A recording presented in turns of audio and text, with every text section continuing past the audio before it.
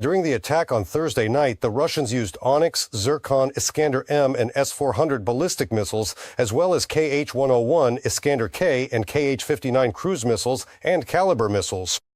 And here is an important detail. The total interception rate for cruise missiles specifically was 93%, and all the Caliber missiles were eliminated. And the following footage is a new reason to be proud of our defenders. Ukrainian border guards took down a cruise missile with a machine gun. This happened in the Kyiv region. One of the State Border Guard Service's mobile fire groups performed accurately. The destroyed cruise missile, which carried inevitable destruction to the capital and threatened the lives of its residents, fell outside the residential area, creating a huge crater. Provide interceptors immediately. The Minister of Foreign Affairs of Ukraine made this appeal to all partners. Andriy Sybiha announced that with these horrific war crimes, Putin seeks to demonstrate his complete impunity, and therefore, every system transferred to Ukraine means human lives saved. The quote continues, "We know which partners can provide these interceptors, and we once again call for action without delay." The European Union and partners are working to strengthen Ukraine's anti-ballistic capabilities. The president of the European Commission assures this. However, Ursula von der Leyen did not provide any specifics. She only expressed her conviction that Russia's losing the war, and that is precisely why it's striking Ukrainian cities so brutally. Meanwhile, the U.S. Department of Defense has launched an unprecedented procurement campaign aiming to address the missile shortage that is affecting not only us, but the United States itself. What exactly has Washington ordered for hundreds of billions, and is there a chance that some of these weapons will reach Ukraine through the European procurement system? Our special correspondent in the U.S., Dmytro Anopchenko, spoke with top experts to get to the bottom of the situation. The Pentagon's trying to make up for lost time. Almost every day there are reports of new contracts. The first one, which is still open and accepting bids, is for the production of GMLRS rockets, the very ones fired by Ukrainian HIMARS.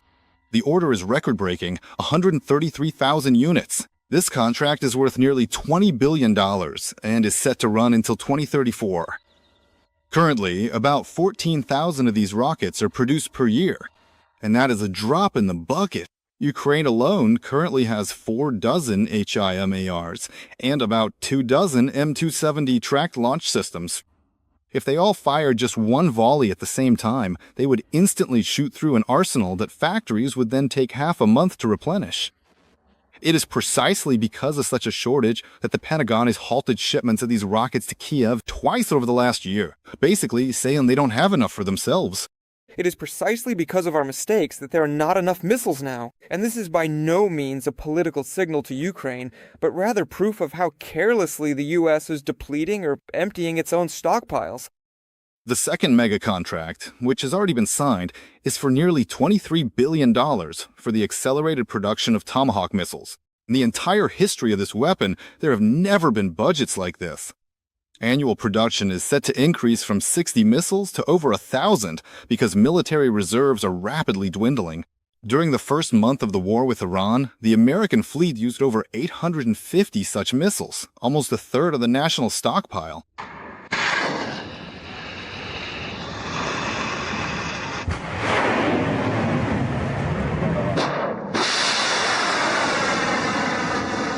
They are still not in the Ukrainian arsenal, even though Kyiv has been asking for them for a long time.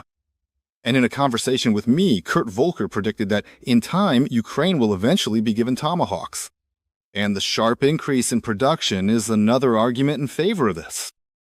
In my opinion, you could very well receive them. The logic is simple, to show Putin that Ukraine will only get stronger and will be able to strike deeper and deeper. That is exactly what will force him to stop the war.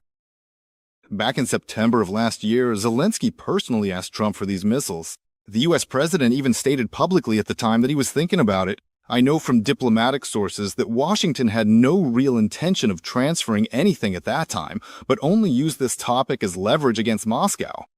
But now, with negotiations stalling, this could be revisited, military experts note, because against the backdrop of successful Ukrainian long-range strikes, Tomahawks are the Kremlin's biggest nightmare.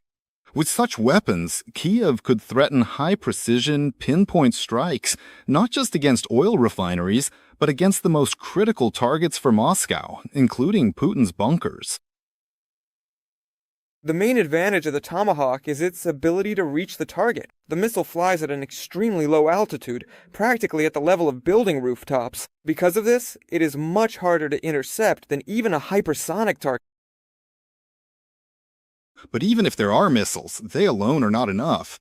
Tomahawks are traditionally launched from ships or submarines, and Ukraine does not have such a fleet. A ground-based version also exists, a system developed by the U.S. Army specifically for launching Tomahawks from land, but there are only 2 or 3 such batteries for the entire Army, and it is, in essence, still an experimental technology, not mass production. In other words, the technical solutions exist, and if there's a will, they can be found, but there is no political will.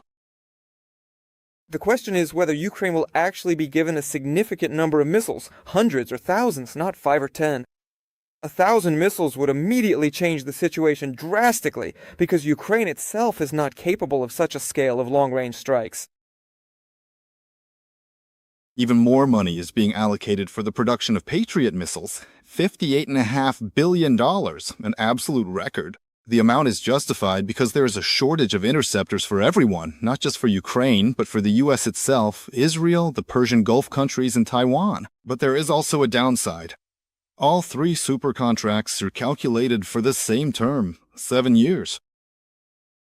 Producing Patriots or Tomahawks isn't like hammering nails, which you can churn out by the hundreds every day. It is a long and expensive process, and it still doesn't look like the White House is doing everything possible to ramp up capacity. And such inaction is a serious mistake. In other words, we need to be realistic. Mega orders won't save the situation, what you might call hearing owl. Yes, over time, the weapons shortage will indeed be forgotten, but unfortunately not this year and not even the next. And the states will be holding on to whatever comes off the assembly line for themselves all this time. Undoubtedly, the White House or the Pentagon will declare, "We aren't selling anything because we need all of this here." And the worst part is that everyone is saying right now that supposedly the war in Iran unexpectedly depleted their stockpiles. But in reality, subject matter experts were sounding the alarm 4 years ago. They just didn't pay any attention to it. They thought it would blow over. In Washington, they knew about this problem since at least 2022. The start of the war in Ukraine showed just how quickly stockpiles are depleted. So the excuse that they didn't have time to prepare just doesn't hold water. And still, it never really came down to a serious approach. This serious approach is only appearing now and is based on the Ukrainian experience, where simultaneously with all the mega contracts I already mentioned, the Pentagon is restructuring its procurement. In parallel with expensive Tomahawks and Patriots, they are rapidly increasing orders for cheap but mass-produced ammunition. When it came time to change the very structure of armaments, it was no longer possible to rely solely on expensive technologies. Modern warfare requires a balance of elite long-range weapons, expendable materials, and something quite cheap. In other words, a comprehensive approach. No one is arguing with that anymore. And America, albeit 4 years late into the war, is allocating massive funds. And these astronomical billions are a direct admission of just how critically short the supply of ammunition is. The more of them that roll off American assembly lines now, the more Europeans will be able to purchase for Kiev. But even with huge amounts of money, you cannot speed up time. New orders will only reach full capacity in a few years, somewhere around 2028, and for some specific programs, closer to 2030. In other words, the states are building up a stockpile for the next decade, effectively in preparation for a potential attack by Russia on a NATO country or by China on Taiwan. And it is important to try to ensure that these super contracts also help Ukraine end this war, or at least deter Moscow from a new attack. From Washington, Dmytro Anopchenko, Serhiy Koval, American Bureau of the Inter-TV channel, United News Marathon. The new Minister of Defense of Ukraine, Yevhen Kumar, officially started work today. He was introduced to the leadership of the Ministry of Defense and the military command, generals and commanders of the armed forces. Since July 20th, Yevhen Kumar had been serving as the acting minister. The day before, the Verkhovna Rada appointed him as the head of the Ministry of Defense. The candidacy was supported by 312 deputies. Among the new minister's main tasks are strengthening the military, supplying the front, developing domestic weapons production, and improving the defense procurement system. I expect that the Ministry of Defense of Ukraine and our defense and security forces will work in coordination to implement the defense plan of our state and our operations that help force Russia to peace. First, I think it is important to conduct an audit of all agreements with our partners, with our strategic partners. What has been implemented, what is still awaiting implementation. Please, try to ensure that every communication with partners provides specifics for our defense. I am counting on there being more operations. I am confident that the minister will continue to personally handle this issue. Everything related to mobilization and contracts, everything related to the rotation of our soldiers. We need real solutions, real proposals. In war, it becomes obvious very quickly that words are unnecessary. Only the result remains important. Has the task been completed? Has the unit received what it needs? Have the people returned alive? It is with this exact experience that I came to the Ministry of Defense of Ukraine. Everyone sees how the SBU's Alpha unit works. We must now bring that same effectiveness into our work at the Ministry of Defense. We have a clear task from the Supreme Commander-in-Chief to tune the system of our defense, production, and procurement. We must strengthen the front, develop the defense industry, and protect our people. There is a lot of work ahead, but I know that we will manage. I believe in our team and our victory. Yevhen Kumar served in the Security Service of Ukraine for over 15 years, and since 2023, he headed the Special Operations Center A. His unit participated in the liberation of the Kyiv region, battles in the Donetsk region, and the deoccupation of Snake Island.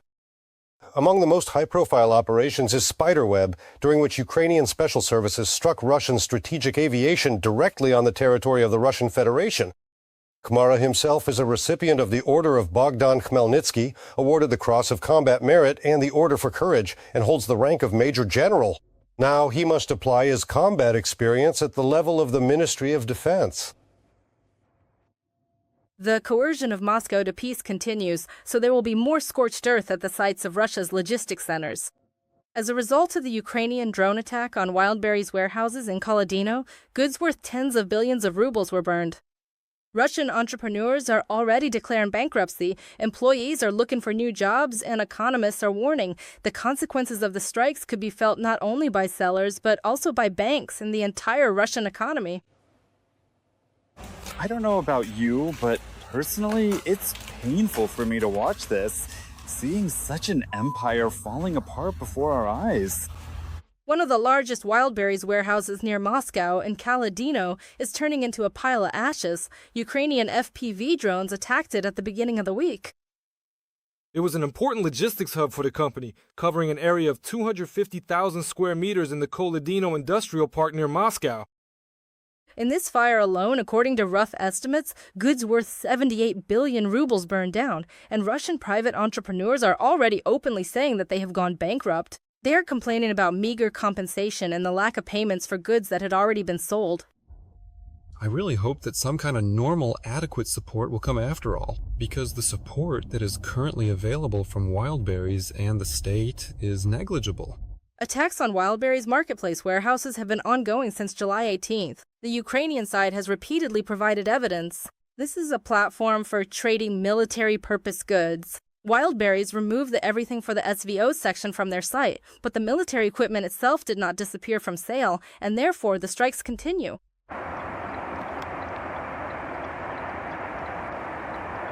In total, Ukrainian drones have visited 22 Wildberries warehouses, some of them multiple times. The Ministry of Defense of Ukraine reported that 7 out of the 10 largest logistics centers have been disabled.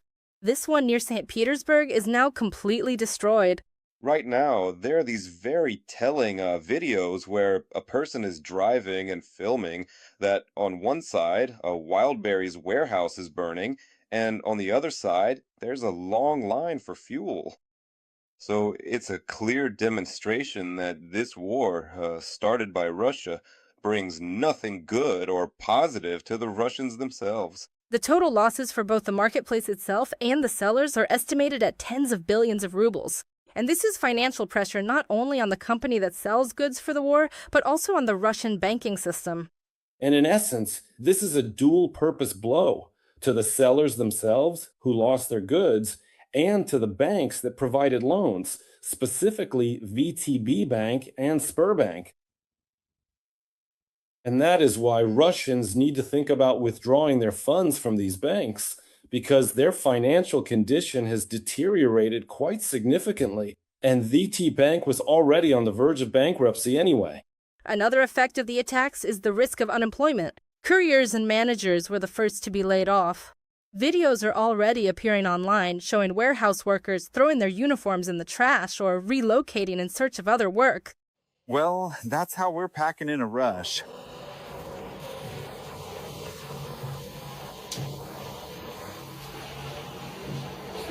Everything is being picked out. Economist Alexander Savchenko predicts about 100,000 workers in Russia could lose their jobs. And although, according to him, this will not cause significant damage to the Russian economy, combined with other factors, it could have a noticeable impact. 1% of GDP in Russia is about $25 billion. Even today, if everything stops for Wildberries, that's about, well, a loss of 1% of GDP. You see, I estimate the impact of all Western sanctions at 0.5% of GDP per year.